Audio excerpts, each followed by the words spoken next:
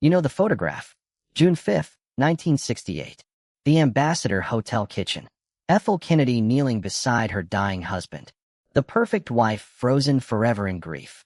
America decided that image was the whole marriage. It wasn't. Bobby Kennedy dated her sister first. Ethel spent 18 years proving she belonged to a family that, according to one attributed remark, wouldn't give her own relatives the time of day. She buried her family's scandals to survive his. And the kneeling widow everyone pitied? She ended up holding the one thing historians begged, music, for and couldn't touch. It all started on a ski slope. December 1945. Mont Tremblant, Quebec. Jean Kennedy brought her Manhattanville college roommate on a family ski trip. Music, a loud, fearless 17-year-old named Ethel Skakel. Her brother, Bobby, came too. He barely noticed Ethel. And there was a reason. He was dating her older sister, Patricia, the prettier one, the calmer one. For roughly 2 years, Bobby Kennedy courted Pat Skakel while Ethel watched from the edge of her own family, cracking jokes, organizing games, making herself impossible to ignore and easy to overlook at the same time. Music. When Bobby and Pat drifted apart, he turned to the sister who had been auditioning the whole time. Ethel got him. Second, she never talked about it that way, of course. But to understand why a woman would spend 2 decades trying to out-Kennedy the Kennedys, you have to understand what she was trying to leave. The Skakels were richer than the Kennedys, music, and far less controlled. George Skakel started as an $8 a week railroad clerk, music, and built Great Lakes Carbon into one of the largest privately held companies in America. In 1936, he installed his 7 children in a 31-room manor on Lake Avenue in Greenwich, Connecticut, music, and then, by most accounts, let them run wild. Biographers who later interviewed Greenwich neighbors describe a household of guns, wrecked cars, heavy drinking, and boys who treated music, the town, as a private amusement park. Ethel's father was a Protestant who kept his distance, music, from the family's faith. Her mother, Anne, was a fiercely devout Catholic who drilled the religion into her daughters. Ethel absorbed 2 lessons early. God was not negotiable, and family embarrassments were not discussed. Both would run her entire life. There is a detail from her school years, music, that friends recalled decades later. Ethel seriously considered becoming a nun. Take that with the caution any late recollection deserves, but it fits the record. The same girl who was famous for pranks, music, and recklessness was also the most rigid Catholic in almost any room she entered. Keep that combination in mind. It explains a marriage that outsiders would later find impossible to explain. Her courtship of Bobby Kennedy was less a romance than a campaign. In 1946, while he was still half attached to her sister, Ethel volunteered in Jack Kennedy's first congressional race, ringing doorbells in Boston for a family she hadn't yet joined. At Manhattanville, she wrote her senior thesis on Jack's book, Why England Slept. Read that again. She wrote her college thesis on her future brother-in-law's book. One hostile 1994 biography claims her first crush was actually Jack himself. That claim rests on unnamed friends, music, and should stay in the attributed pile. What's documented is enough. Before Bobby ever proposed, Ethel had studied the Kennedys the way other students studied for exams, and she had decided which world she wanted. Bobby, for his part, got something too. He was the 7th child, the runt of the operation, unathletic by Kennedy standards, overshadowed by Joe Jr.'s ghost and Jack's charm. Ethel believed in him with a ferocity, music, nobody else offered. Friends from those years describe her as his loudest cheerleader before he had done anything, music, worth cheering. That devotion was real. It was also, functionally, her entry ticket. Even the courtship carried warning signs, if anyone had wanted to read them. Bobby was awkward, music, moralistic, and slow. Friends recall the suitor so hesitant that Ethel's convent idea resurfaced mid-relationship. And she reportedly joked that her competition wasn't another girl, it was God.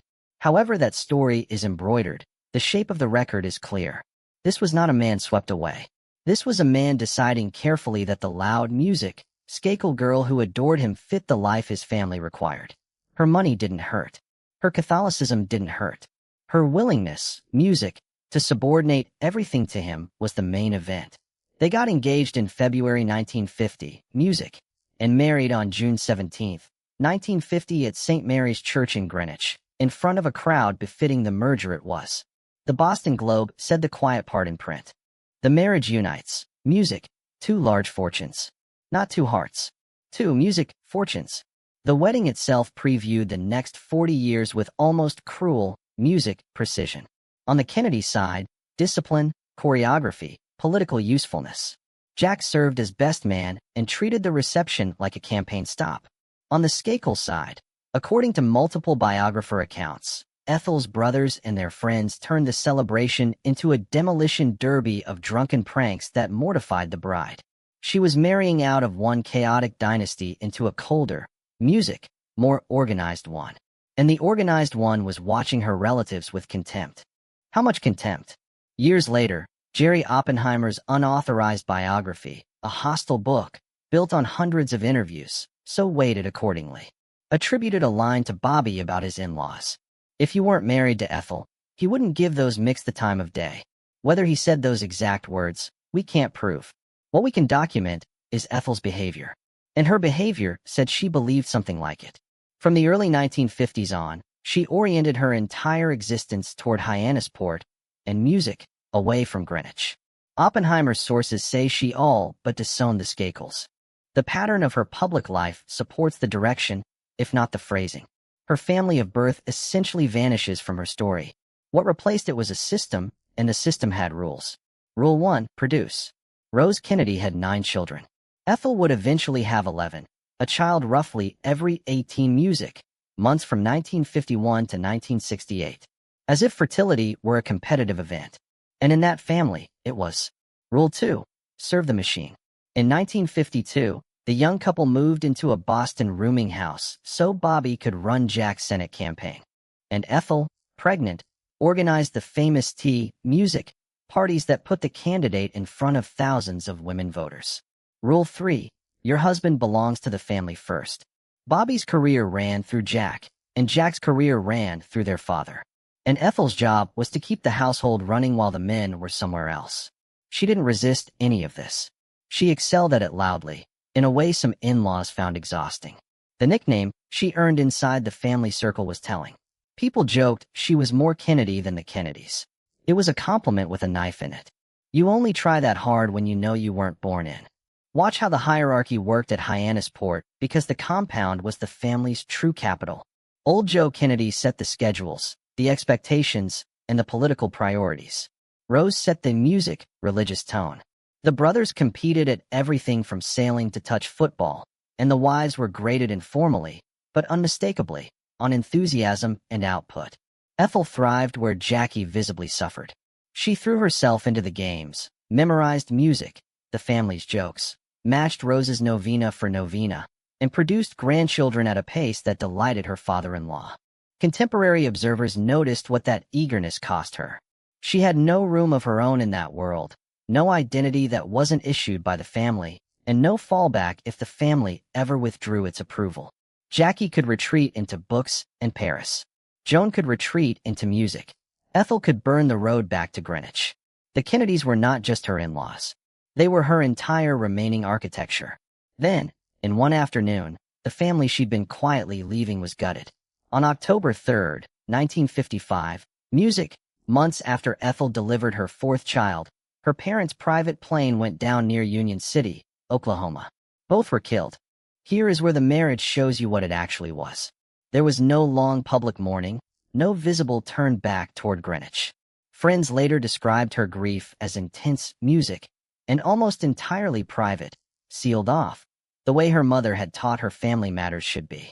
Within a year, she and Bobby were buying Hickory Hill, the 13-bedroom music estate in McLean, Virginia, from Jack and Jackie, who were letting it go after Jackie's stillbirth. Ethel took over the house where her sister-in-law's music hopes had collapsed and turned it into the loudest address in Washington. If you're tracking who Ethel Skakel became, that's the moment. Orphaned by the family she distanced, doubling down on the family that tolerated her. Hickory Hill is where the public myth got manufactured, and it's worth pausing on how good the product was. Newspapers and magazines showed America a glorious circus. 11 kids, a menagerie of horses, dogs, and at one point a sea lion, touch football on the lawn, seminars where cabinet officials debated philosophy, parties where fully dressed guests ended up in the swimming pool. In 1962, the historian Arthur Schlesinger went into that pool in his suit, and Washington talked about it for weeks. Ethel was cast as the anti-Jackie, unpretentious, fun, fertile, devout. Voters loved it, the family loved it, reporters loved being invited. Now look behind it. The man of the house was almost never in the house. Through the McClellan Committee years, and then as attorney, music, general, Bobby worked hours that made him a visitor in his own home. And Ethel ran an estate of a dozen children and rotating music staff essentially alone, while pregnant most of the time. The famous chaos read as joy in photographs. Day to day, according to people who worked there, it was closer to an unmanned ship. Later accounts from staff and music, tradesmen, filtered through that hostile 1994 biography, so hold them loosely, describe. Music. Bills left unpaid for months. A revolving door of governesses and cooks, and a mistress of the house who could be generous 1 hour and volcanic the next. What no one disputes is the arithmetic. Between 1951 and 1968, Ethel was pregnant 11 times. Music. Buried both parents and a brother. Ran a 13-bedroom estate, and served as hostess for the most socially demanding household in Washington. While her husband prosecuted Jimmy Hoffa, ran the Justice Department, and belonged in every meaningful hour to his brother's administration. The legend says Bobby made it home for dinner. Sometimes he did. The legend does not mention how often dinner was the entire appearance. And the marriage's ledger was not balanced in other ways. If you believe the whispers, so let's handle the whispers honestly, because this is where most tellings of this story go wrong. The Marilyn Monroe rumor, the one everyone knows, is weaker than its fame. Serious biographers who went looking, Evan Thomas, music, Larry Tye, working from archives and hundreds of interviews, found no solid evidence that Bobby Kennedy had an affair with Monroe, and several concluded the story grew out of a handful of documented meetings inflated by conspiracy writers after both were dead. Correcting that legend matters because it clears the fog around something more credible and more uncomfortable. Oppenheimer's sources, friends of Ethel speaking anonymously, claim Bobby had other flings in one account, just like Jack, with the wives of friends. Unconfirmed, interested witnesses. But even Ethel's sympathetic chroniclers concede the essential asymmetry. She worshipped him with a totality he did not visibly return. And in that music family, a wife's job description did not include asking questions. Whatever Bobby did or didn't do in private, Ethel's public posture never wavered by a millimeter. Either there was nothing to forgive, or forgiving silently was simply another duty. The record cannot settle which, an honest teller should say so. What the record does show is rivalry inside the sisterhood of Kennedy wives. Ethel and Jackie circled each other for years, the Earth Mother and the aesthete. And people around them later recalled Ethel mocking Jackie's music, breathy voice and grand manners while privately smarting that Jackie got the White House, the magazine covers, music, and the mystique. Those recollections came late and secondhand, but the fact underneath them is solid. The family had one queen's crown, and Ethel, who had sacrificed the most to belong, was never going to wear it. Then Dallas. November 1963 didn't just kill the president. It nearly dissolved the man Ethel had built her life around. Bobby fell into a depression that his biographers describe in unsparing terms. Gaunt, withdrawn, wearing his dead brother's old coat, disappearing into grief for the better part of a year. And here is a private wound hiding inside a public tragedy. The person who could reach him in that darkness was not always his wife. Contemporary accounts describe Bobby and the widow Jackie, music, bound together in mourning. While Ethel, whose faith made grief almost a theological error, since Jack was surely in heaven, kept the household loud and the sorrow off limits. She responded the only way she knew: activity, more children, and a relentless push to get Bobby moving again. When he ran for the Senate from New York in 1964, she campaigned pregnant again, and the machine restarted. The middle of the decade delivered 2 more blows to the family she no longer spoke music of. In September 1966, her brother George Jr., music, by then running Great Lakes Carbon, died in a plane crash, eerily echoing their parents. Almost exactly a year later, his widow choked to death during a meal at home. For music, Skakel deaths, 2 decades, and virtually none of it entered Ethel's public story, then or ever. The Greenwich family kept generating tragedy and scandal. Music.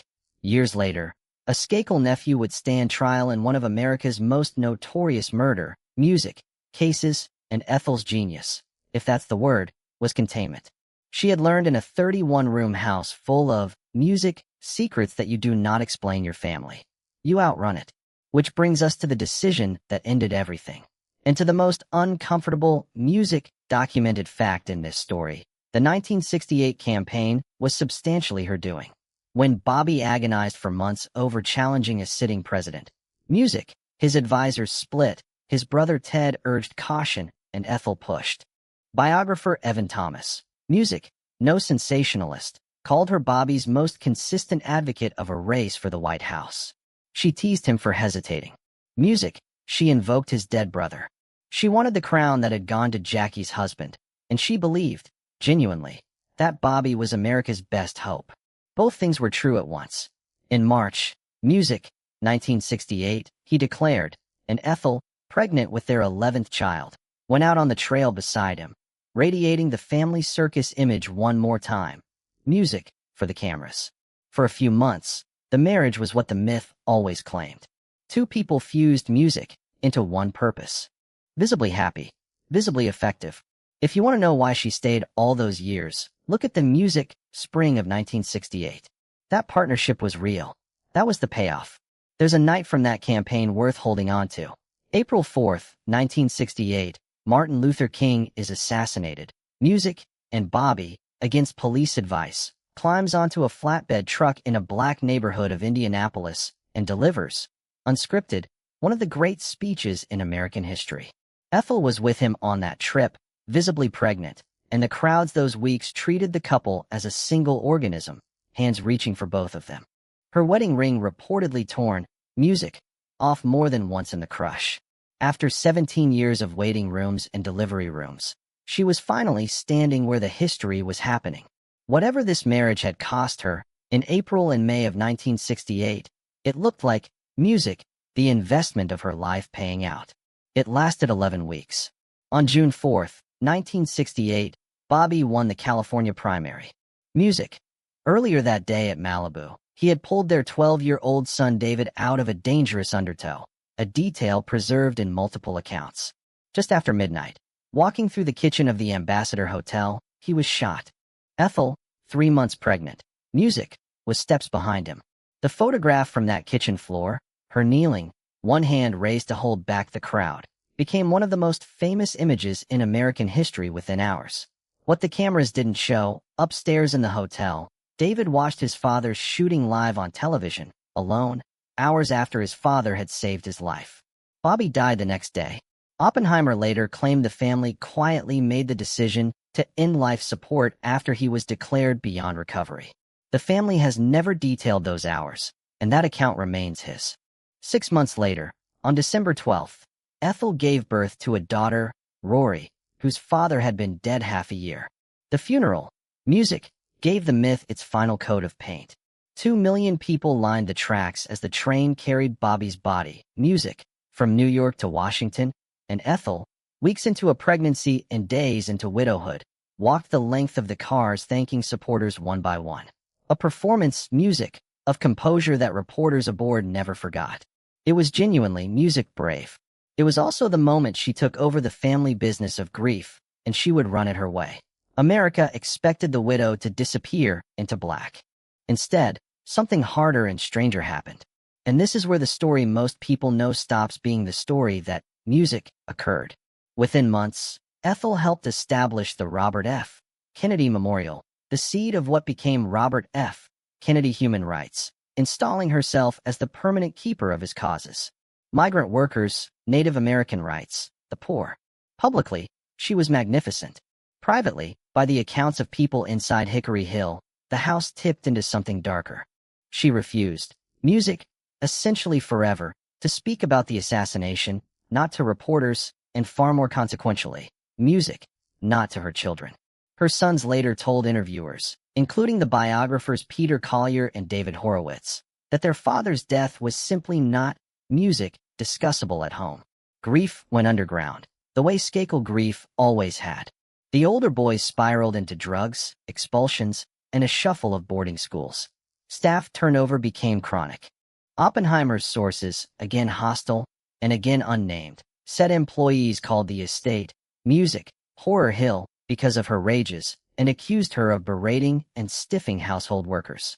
Those specific stories should be labeled what they are, allegations from an unauthorized book. But the broader wreckage is not in dispute. David, the boy from the Malibu surf and the hotel television, died of a drug overdose in a Palm Beach hotel in April 1984 at 28. After years of addiction, his family's official story had no room for. Michael died in a reckless skiing accident in 1997, months after a scandal of his own. Ethel buried 2 sons the way she had buried her parents, her brother, and her husband, publicly composed, privately sealed. Inside the family, meanwhile, the second-choice sister-in-law Chu